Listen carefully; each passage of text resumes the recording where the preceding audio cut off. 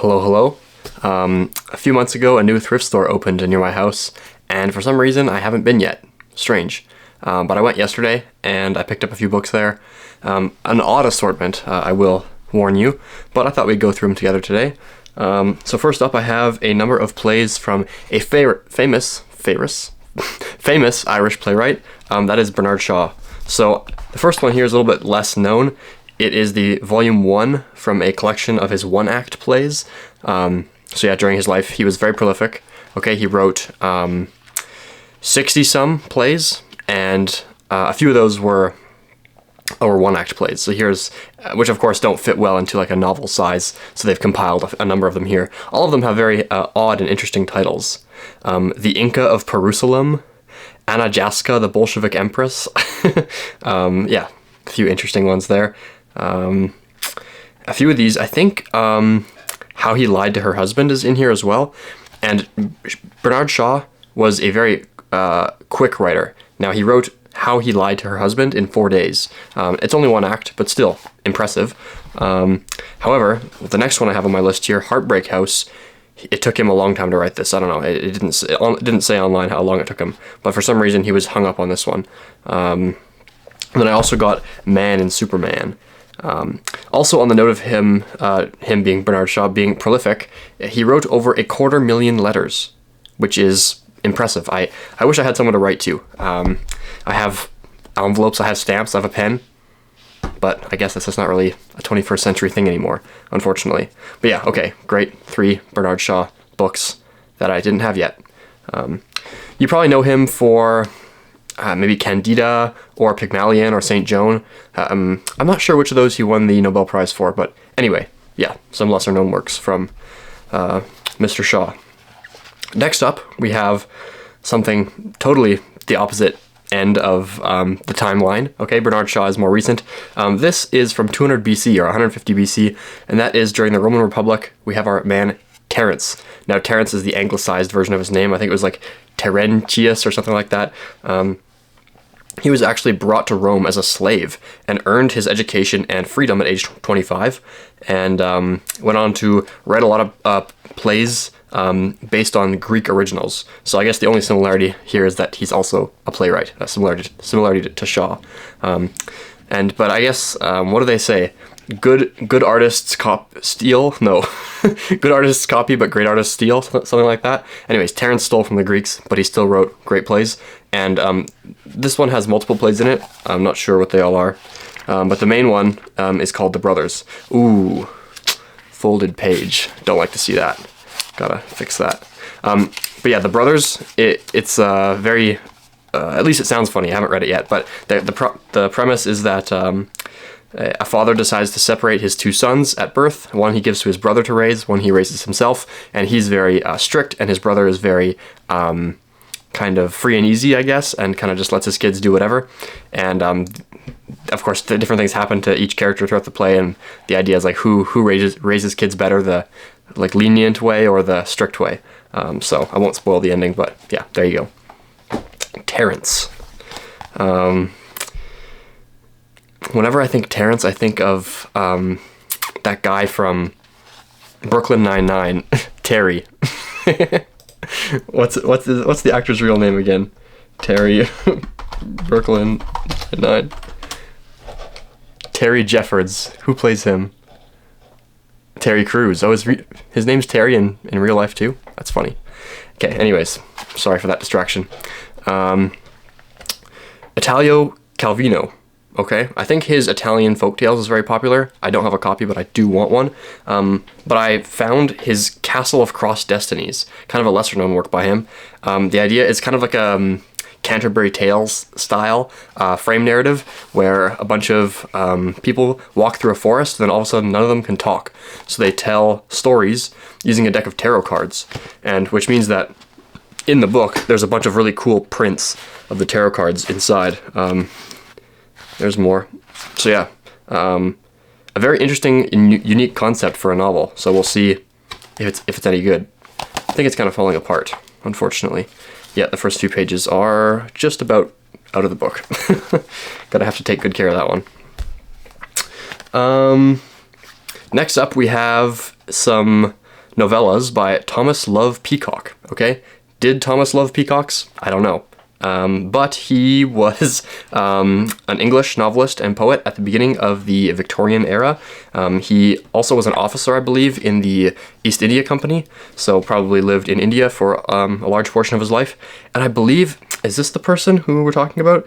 Was also friends with Percy Shelley, so a pretty cool person to be friends with, if you ask me. And this guy kind of wrote novels where all the characters are kind of caricatures, or like very simplified archetypes of different people. I believe in Headlong Hall, he just throws together a bunch of like stereotyped people. Like I think there's a doctor named Dr. Cranium, and like, you know, that style of humor. And then Nightmare Abbey, he, oh shoot, what happens in Nightmare Abbey? Oh, he's satirizing the literary movement of the day. So it'd be kind of like the equivalent of dunking on book talk. I'm not sure, maybe not quite. I don't think it takes a lot of brain cells to dunk on book talk, but dunking on the literary movement of the Victorian era, maybe a bit more intelligence required there. But yeah, pretty cool find. Here's another deep cut coming up. This is from a Russian-American novelist who wrote the Foundation trilogy, which I read recently, which I wasn't super impressed by, but it was interesting, I guess. And that is Isaac Asimov.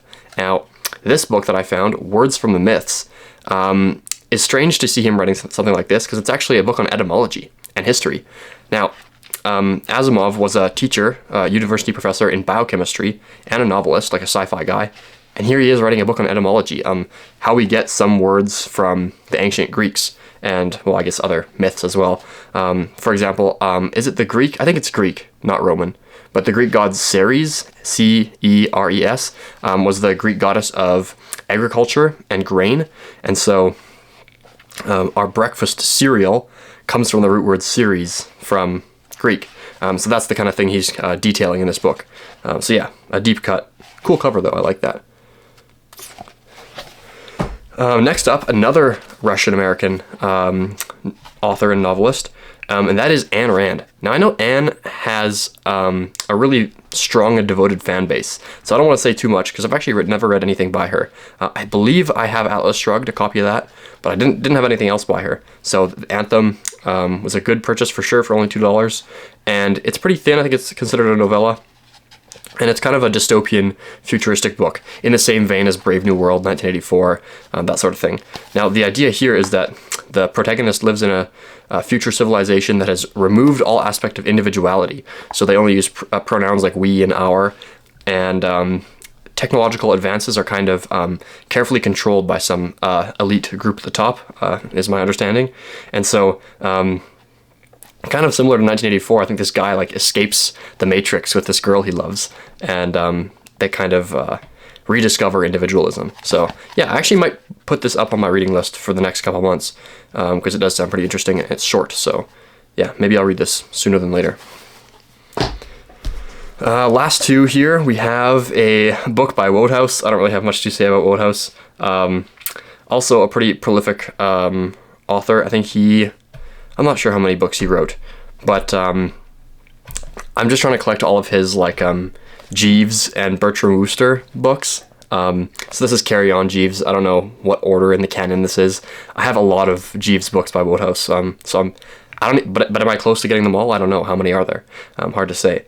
So yeah, kind of a cool addition to the collection. I'm not sure if I'll read these anytime soon. Maybe to my kids one day, but last up, we have another prolific author. He wrote 47 novels during the Victorian era and was known widely in his lifetime, and that is a person with a rather unfortunate last name, Anthony Trollope, okay? Of course, Trollope without the E is a woman of disrepute, but the E on the end maybe that changes it? Not really. Unfortunate. But yeah, did I say he wrote 47 novels? Impressive.